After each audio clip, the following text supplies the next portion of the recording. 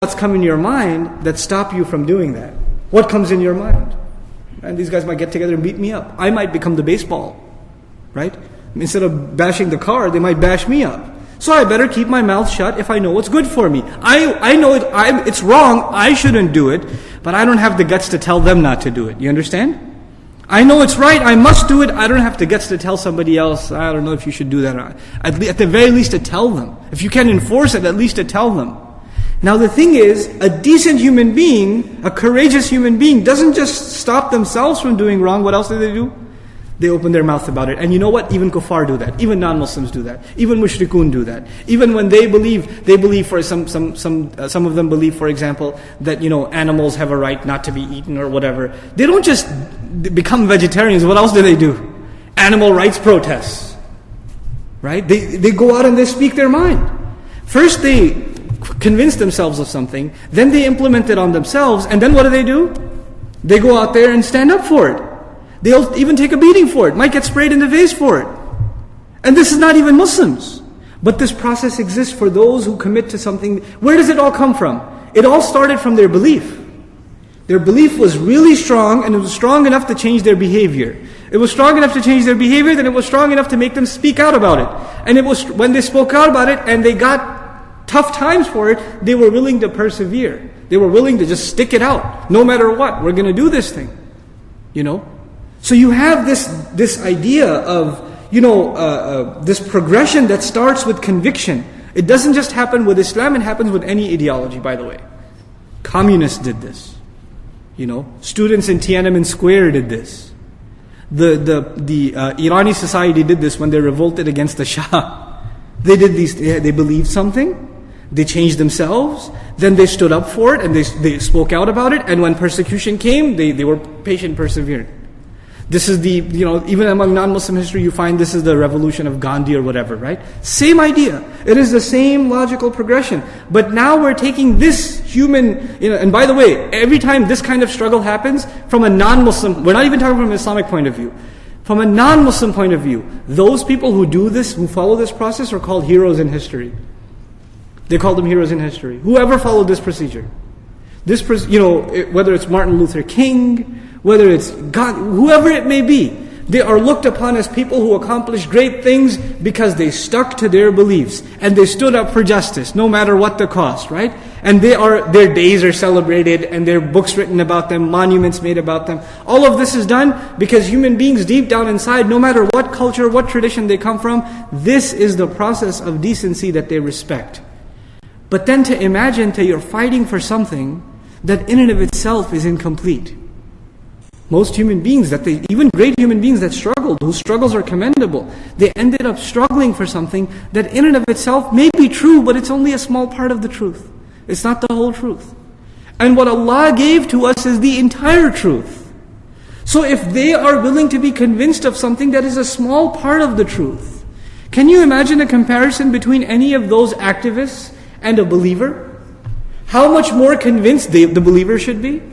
And if they are willing to change themselves, how much more willing should a believer be to change himself? And if they are willing to speak out about it, how much more willing should a believer be? And if they are willing to stand up against oppression and still stick to their beliefs and stand up for them and speak the truth no matter what the cost, how much more of a right does Allah have on the believer? Sometimes the kuffar becoming, they can stand like that and compete in sabr. This is why Allah says to us at the end of Surah Al-Imran, He says, Ya ayyuhal ladhina amanu, isbiru wa sabiru wa rabitu wattaqullah. Those of you who claim to believe, have perseverance, then compete in perseverance. Meaning your enemies also have sabr. They have beliefs, and they act out on those beliefs, and no matter how hard it gets, we must persevere. We must move forward. They have this idea. You should compete with them in sabr and remain consistent. وَرَابِطُوا وَاتَّقُوا اللَّهِ. And you have something they don't have. Your taqwa will give you strength. They don't have taqwa. They will not give them strength. You will be able to beat them in this competition of sabr and perseverance. SubhanAllah. So, this was the overview that I wanted to share with you before we got into the tafsir of the surah itself. Now we begin bi'idhnillah ta'ala. First we begin with the ayah wal asr. We already talked about the oath and its benefits. So we'll look at some of the opinions of the Salaf, including the Sahaba. We begin with Ibn Abbas radiallahu ta'ala anhu. He says it refers to the ages, meaning different ages of different nations, and the decades and centuries that have passed in human existence. In other words, when we said Allah is talking about all of human history as proof that human beings are in loss, even today, that's what Ibn Abbas radiallahu ta'ala anhu is saying in a nutshell. Ibn Kisan says Al-Asr refers to the night and the day. In other words, the human being should look at the nightfall and the daybreak and say, I am in loss.